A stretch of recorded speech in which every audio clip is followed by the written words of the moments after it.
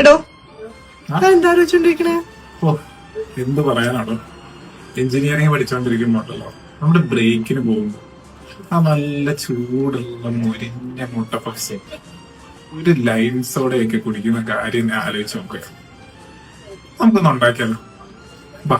പവിഴമല്ലി പൂത്തുലഞ്ഞ നീലവാനം, പ്രണയവല്ലി പുഞ്ചിരിച്ച ദിവ്യയാമം, പൂക്കളും പുഴകളും പൂങ്കിനാവിൻ ലഹരിയും ഭൂമി സുന്ദരം.